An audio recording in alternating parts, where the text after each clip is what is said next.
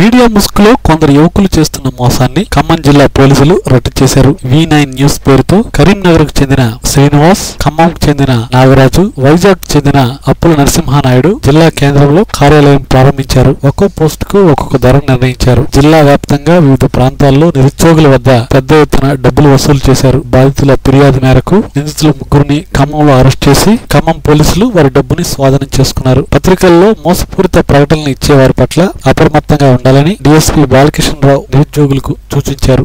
సీఈఓగా వ్యవహరించుకుంటూ ఇక మా ఛానల్ వస్తుంది, మా ఛానల్లో చేరండి, మేము యూత్ అందరికీ ఉద్యోగాలు ఇస్తామని వాళ్ళ దగ్గర 10,000, 20,000, 5,000 ఇలా వసూలు చేయడం జరిగింది.